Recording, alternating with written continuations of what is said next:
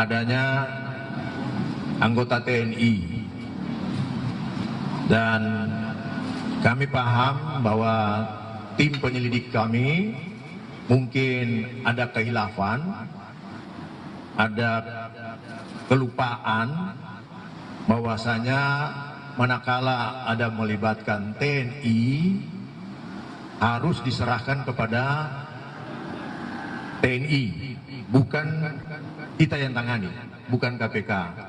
Karena lembaga peradilan sebagaimana diatur dalam Undang-Undang Nomor 10 Pasal 10 Undang-Undang Nomor 14 tahun 1970 tentang pokok-pokok peradilan itu diatur ada 4 lembaga peradilan: peradilan umum, peradilan militer, peradilan tata usaha negara, dan peradilan agama. Nah, peradilan militer tentunya khusus anggota militer. Peradilan umum tentunya untuk sipil. Nah, ketika ada melibatkan militer, maka sipil harus menyerahkan kepada militer. Di sini ada kekeliruan kehilafan dari tim kami yang melakukan penangkapan. Oleh karena itu kami dalam rapat tadi sudah menyampaikan pada teman-teman TNI, kiranya dapat disampaikan kepada Panglima TNI dan jajaran TNI. Atas kehilafan ini kami mohon dapat dimaafkan. Assalamualaikum warahmatullahi wabarakatuh. Ketemu kembali di channel yang cerdas, jernih, jujur, pemberani. Kali ini saya ingin mengangkat gegap gempita Komisi Pemberantasan Korupsi yang sok jagoan, ya, kaitannya dengan penangkapan dan penetapan tersangka Kepala Basarnas. Ini saya tulis di Komisi Pemberantasan Korupsi telah melakukan penetapan tersangka kepada Kepala Basarnas Marsikal Mete Henry Afandi, ya. Dan belakangan lewat Wakil Ketua KPK Johanis Tanak mengakui, tapi inilah ciri-cirinya menurut saya lembaga pengecut, ya. Ya, apa? Mereka bilang kesalahan dan kekhilafan anak buahnya. Nggak bisa dong. Mereka itu punya dewas kok. Dan yang menetapkan tersangka itu bukan anak buah itu pelaksana. Tetapi yang melakukan pertanggungjawaban itu adalah komisioner. Jadi nggak benar kalau Wakil Ketua KPK Johanis Tanak hanya mengatakan kasus suap Kepala Basarnas KPK akui khilaf dan minta maaf ke TNI. Ini saya kutip dari Tempo, ya. Tempo di beranda nasionalnya. Berita lengkapnya, Komisi Pemberantasan Korupsi atau KPK meminta maaf atas penetapan 2 anggota TNI aktif di dalam kasus suap Kepala Basarnas. 1 Henry Afandi dan 1 lagi Letnan Kolonel. Mereka mengaku khilaf. Wakil Ketua KPK Johanis Tanak mengakui anak buahnya melakukan kesalahan dan khilaf tentang penetapan tersangka terhadap anggota TNI, ya. Tentang penetapan tersangka anggota TNI.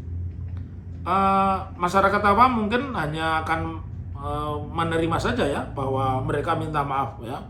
Kami paham bahwa tim penyelidik kami mungkin ada kekhilafan, ada kelupaan bahwasanya manakala melibatkan TNI harus diserahkan kepada TNI, bukan kami yang tangani, bukan KPK. Jadi ini intinya kan setelah mereka dilabrak oleh TNI lewat Kepala Pusat Penerangan Kapuspen Laksamana Muda Julius Wijoyono yang didampingi Komandan Polisi Militer Daspum dan Puspom, Komandan Pusat Polisi Militer TNI Marsikal Pertama Agung Handoko beserta jajarannya yang mendatangi gedung KPK sore 28 Juni, ya. Jadi ini yang ditetapkan tersangka adalah Marsikal, ya, Marsikal Madya Henry Afandi dan anak buahnya, ya. Anak buahnya adalah Letkol Arif Budi Cahyono dalam kasus suap, ya. Jadi saya melihat justru ini awal dari kebodohan Komisi Pemberantasan Korupsi, dan menurut saya tidak perlu berdebat mengatakan salah anak buah. Itu salah KPK. KPK ada ketuanya. Yang paling bagus mundur. Semua komisioner KPK itu mundur. Mereka masa jabatannya juga sudah berakhir. Karena mereka itu terlalu genit, bikin lagu korupsi dan sebagainya. Padahal mereka sendiri saat ini memang diyakini sebagai alat politik. Nah ini baru kena batunya. Kepada TNI menurut saya ya, saya sebagai anak tentara bukan saya merasa suka, karena memang selama ini TNI sadar dipinggirkan gitu loh ya. Mestinya TNI bukan hanya ini, di dalam perkara-perkara lain TNI harus mengatakan kalau itu domainnya adalah serangan kepada negara, maka itu harus wilayah TNI. Jangan karena korupsi saja TNI kemudian mengatakan itu bukan kewenangan KPK, tapi itu dalam kecuali ada perkara koneksitas begitu ya. Tapi kalau leading sektornya itu adalah militer, ya memang peradilannya militer. Tetapi di dalam persoalan ini saya tidak cukup hanya menerima dan membenarkan permintaan maaf Johanis Tanak, Wakil Ketua Komisi KPK. Itu nggak profesional. Itu bukan salahnya penyidik, penyelidik, whatever ya, nggak ada artinya. Yang paling penting itu komisioner, karena ketika mau menetapkan tersangka itu rapat dulu komisioner. Kalau begitu siapa yang nggak becus? Ya komisioner itu, dan terutama adalah Ketua Komisi Pemberantasan Korupsi. Jadi Firly itu mundur saja. Saya pikir itu sudah banyak cacat ya. Cacat akademik, sekarang malah menjadi cacat moral ini ya. Cacat moral, cacat akademik, dan cacat juridis karena nggak paham. Kalau bahaya ini kalau Ketua KPK dikelola oleh orang-orang yang cacat akademik ya.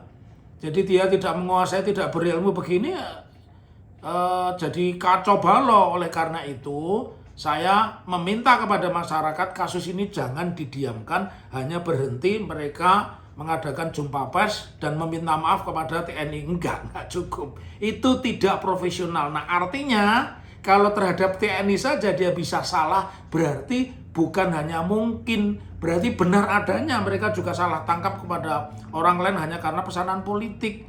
Jadi sekali lagi melalui channel yang cerdas, jernih, jujur, dan pemberani, saya ingin katakan kalian komisioner KPK ini ngabisin duit aja, bikin polemik aja.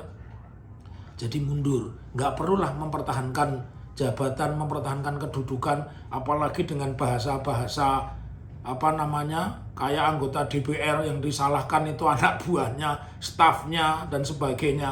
Nah kalau kamu tidak tahu itu koneksitas melibatkan tentara, kemudian sudah ditangkap dan diomongkan di muka umum, Kepala Basarnas itu sudah kesalahan fatal. Di negara manapun seperti itu cuma dua. Kalau nggak pelakunya dihukum, yang ngomong itu dia mengundurkan diri.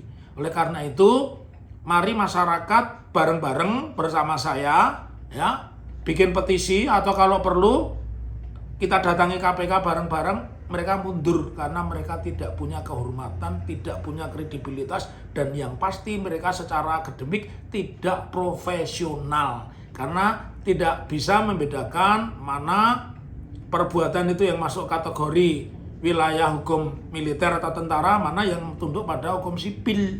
Jadi sekali lagi tidak cukup Johanis Tanak mewakili KPK mengucapkan permintaan maaf. Saya ingin dengar itu Firly itu ngomong apa gitu ya. Jadi sekali lagi kalian sudah tidak cakap ya, sudah cacat moral, cacat akademik ya. Jadi sekali lagi mundur aja deh, semua mundur itu. Tidak rugi Indonesia membubarkan KPK. Lebih bagus memperkuat Kejaksaan Agung dan PPATK nanti diintegrasikan, dijadikan penyidik. Oh hebat itu, habis semua itu koruptor kalau memang niatnya begitu. Jadi sekali lagi di sesi penutup ini saya mengajak semua berpikir kritis, jangan berharap banyak kepada KPK. Sekarang yang tambah, kalau kemarin itu mereka alat politik, sekarang tambah mereka tidak pernah punya kecerdasan akademis, tidak bisa membedakan mana ini perkara wilayah tentara, mana ini perkara wilayah sipil begitu. Secara umum delik korupsi itu memang domainnya itu termasuk delik khusus wilayah KPK, tetapi ketika itu menyangkut keterlibatan seorang anggota tentara atau militer, memang tunduknya pada hukum militer, dan itu memang banyak diprotes oleh pegiat-pegiat anti korupsi, tetapi itulah faktanya. Jadi hukum positifnya memang seperti itu. Jadi yang super terakhir yang ingin saya katakan, mari kita membuat petisi atau kalau perlu datang ke KPK, bubarkan KPK, minimal mereka mengundurkan diri. Jangan bermimpi mereka menggunakan putusan Mahkamah Konstitusi yang masa jabatannya dari 4 tahun diperpanjang menjadi 5 tahun. Ya, Jadi jangan bermimpi kalian itu jabat lagi 5 tahun itu untuk KPK yang akan datang. KPK yang mungkin presidennya sudah bukan Jokowi, bukan Ganjar, bukan Prabowo. Sampai ketemu di channel yang cerdas, jernih, jujur, dan pemberani. Dan harapan saya masyarakat menjadikan salah tangkap ini sebagai bola salju. Tidak cukup hanya minta maaf karena mereka digaji oleh negara, difasilitasi negara. Salam hormat, tetaplah menjadi orang merdeka, hidup di negara merdeka, berpikir sebagaimana layaknya orang merdeka. Assalamualaikum warahmatullahi wabarakatuh.